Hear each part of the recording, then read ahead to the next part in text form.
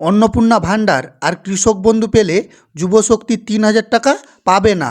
এই বিষয় নিয়ে সরকার কি বললেন, কিসে আবেদন করা লাভজনক, কি গুরুত্বপূর্ণ আপডেট রয়েছে, সমস্ত কিছুই কিন্তু আজকের এই ভিডিওর মধ্যেই বলে দেব। তাই বলবো ভিডিওটা খুব মনোযোগ সহকারে দেখতে থাকুন, তাহলেই কিন্তু আপনারা বুঝতে পারবেন। তো চলুন ভিডিওটা কিন্তু শুরু করা যাক।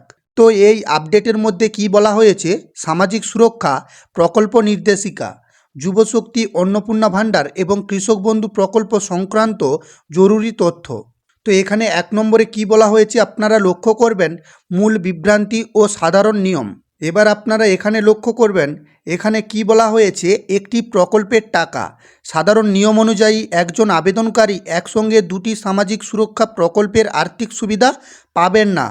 অর্থাৎ যুবশক্তি, অন্নপূর্ণা বা কৃষক বন্ধু এই তিনটির মধ্যে যে কোনো একটি প্রকল্পের টাকা এক সময়ে পাবেন। এবার আপনারা এখানে লক্ষ্য করবেন, এখানে কি বলা হয়েছে, পারিবারিক বনাম ব্যক্তিগত সুবিধা।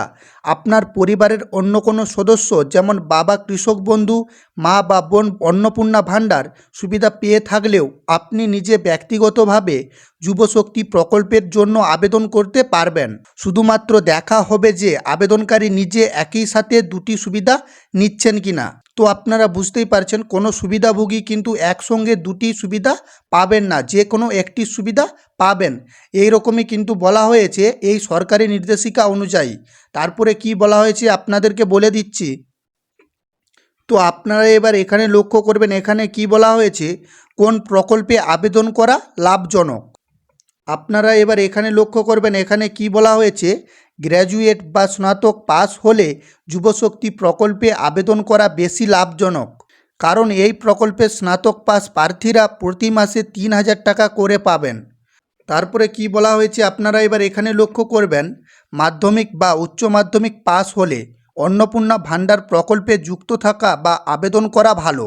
কারণ যুবশক্তিতে মাধ্যমিক বা উচ্চ মাধ্যমিক পাশে ২,০০০ টাকা দেওয়া হলেও অন্নপূর্ণা ভাণ্ডারে মাসিক ভাতার পরিমাণ ৩,০০০ টাকা। তাই যারা উচ্চ মাধ্যমিক বা মাধ্যমিক পাস করেছেন তাদেরকে অন্নপূর্ণা ভাণ্ডারে ফর্ম ফিল আপ করা ভালো, যদি মেয়ে হয়ে থাকেন। আর যদি ছেলে হয়ে থাকেন তাহলে যুবশক্তিতে আবেদন করা বেশি লাভজনক। তারপরে কি বলা হয়েছে আপনাদেরকে দেখিয়ে দিচ্ছি। তো এখানে কি বলা হয়েছে, বর্তমান পরিস্থিতি ও করণীয়, চলতি সুবিধা বন্ধ করবেন না। বর্তমানে যদি আপনি কৃষক বন্ধু বা অন্নপূর্ণা ভাণ্ডারের টাকা পেয়ে থাকেন, তবে যুবশক্তির ভয়ে এখন তা বন্ধ করবেন না বা ভেরিফিকেশন প্রক্রিয়া আটকাবেন না। তারপরে কি বলা হয়েছে, ফর্ম ফিল আপ ও টাকা পাওয়া।